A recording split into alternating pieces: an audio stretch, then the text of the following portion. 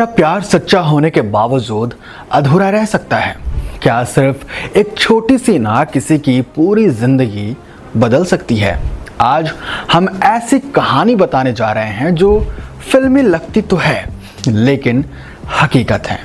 ये कहानी है उस शख्स की जिसने दिल से किसी को चाहा लेकिन कभी जीत ना पाया, और उस लड़की की जो सबकी ड्रीम गर्ल तो थी लेकिन किसी का सपना बनना उसने खुद तय किया। और ये थे संजीव कुमार, जो सादगी की मिसाल थे, और दूसरी ओर थी हेमा मालिनी, जिनका नाम ही काफ़ी था। अगर उस दिन वो बस थोड़ा सा अलग करते, अगर वो बस एक इम्प्रेशन बना लेते तो शायद आज इतिहास कुछ और होता। लेकिन हुआ क्या? क्यों नहीं हो पाई ये जोड़ी एक साथ, जिसे किस्मत ने शायद पहले ही जोड़ दिया था। नमस्कार दोस्तों, आप देख रहे हैं एंटरटेनमेंट बबल, मैं युवराज। आइए जानते हैं इस अधूरी मोहब्बत की पूरी कहानी। साल 1972 फिल्म आई थी सीता और गीता। हवा के साथ साथ घटा के संग संग ओ साथी चल। ये फिल्म सुपर हिट हुई और साथ ही इंडस्ट्री में एक नई चर्चा शुरू हो गई संजीव कुमार और हेमा मालिनी की। हेमा उस समय बॉलीवुड की टॉप एक्ट्रेस थी, खूबसूरती, ग्रेस और टैलेंट का एक परफेक्ट कॉम्बिनेशन। वहीं संजीव कुमार यानी कि हरी भाई जरीवाला इंडस्ट्री में अपनी दमदार एक्टिंग से नाम कमा चुके थे, लेकिन पर्सनैलिटी के मामले में वो हेमा से एकदम अलग थे। शांत, इंट्रोवर्ट, सादे कपड़े, बिना दिखावे के जीने वाले। सीता और गीता की शूटिंग के दौरान दोनों काफ़ी वक्त साथ बिताने लगे थे। खास तौर पर एक सीन गाना था हवा के साथ साथ, जो मैंने अभी सुनाया आपको। जब स्केटिंग सीन फिल्माया जा रहा था, कहते हैं इसी दौरान संजीव के मन में कुछ बदलने सा लगा था।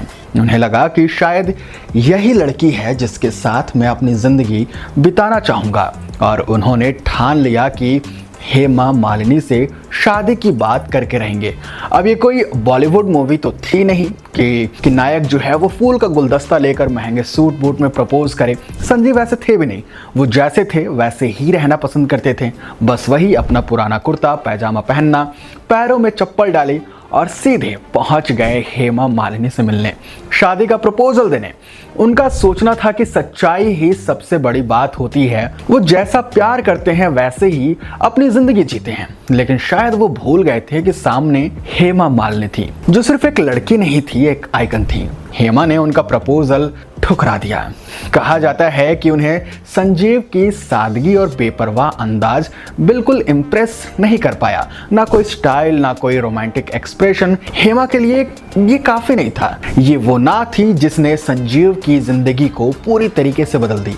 उन्होंने कुछ नहीं कहा, कोई गुस्सा नहीं, कोई तकरार नहीं, बस चुपचाप लौट गए।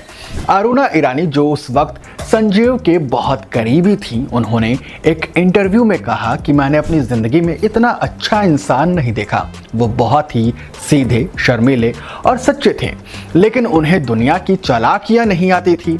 संजीव की मोहब्बत सच्ची थी, लेकिन वो उसे कभी दिखा नहीं पाए। हेमा शायद चाहती थी कि कोई उन्हें स्पेशल फील कराए। संजीव तो बस यही मान चुके थे कि प्यार जताने से ज़्यादा निभाने की चीज होती है। हेमा की जिंदगी में आगे चलकर आते हैं जितेंद्र, फिर आते हैं the he man Dharmendra. Jitendra के साथ भी हेमा मालिनी के शादी की खबरें आई थी, लेकिन फाइनली हेमा ने धर्मेंद्र को ही अपना जीवन साथी चुना। धर्मेंद्र ने उनके लिए बहुत कुछ किया, यहाँ तक कि अपना धर्म भी बदला और उन्हें जी जान से चाहा। वहीं दूसरी ओर संजीव ने कभी किसी और से शादी की ही नहीं। वो पूरी तरीके से अपने काम में डूबे रहे। आंधी मेरी फेवरेट फिल्म, कोशिश, मौसम, शोले जैसी फिल्मों में उन्होंने कमाल का काम किया, लेकिन हर किरदार के पीछे एक अधूरी सी तन्हाई भी झलकती थी, एक अकेलापन जो शायद हेमा के इनकार के बाद उनका हिस्सा बन गया था। संजीव कुमार ने पूरी जिंदगी शादी नहीं की, उनका दिल उस एक लड़की के लिए धड़कता रहा जिसने उन्हें पूरी तरीके से तोड़ा नहीं, लेकिन कभी अपनाया भी नहीं। 47 साल की उम्र में एक हार्ट अटैक ने उनकी जिंदगी की कहानी खत्म कर दी, और साथ ही खत्म हो गई वो लव स्टोरी जो कभी शुरू ही नहीं हो पाई थी।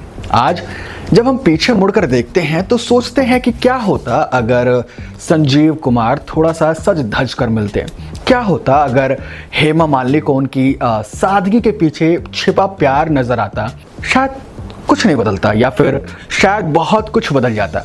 कई बार जिंदगी में प्यार सच्चा होता है, लेकिन वक्त, हालात और थोड़ा सा अंदाज सब कुछ बिगाड़ देता है। संजीव कुमार की ये कहानी हमें सिखाती है कि सिर्फ दिल से चाहना काफी नहीं होता, कभी कभी थोड़ी कोशिश, थोड़ा जताना और थोड़ा वक्त पर बोल देना भी जरूरी होता है। क्योंकि अधूरी मोहब्बतें सिर्फ फिल्मों में नहीं होती, असल जिंदगी में भी होती है, और यकीन मानिए असल जिंदगी में वो ज्यादा दर्द देती है। आपको ये कहानी कैसी लगी कमेंट बॉक्स में जरूर बताइएगा। मिलेंगे आपसे अगले वीडियो में।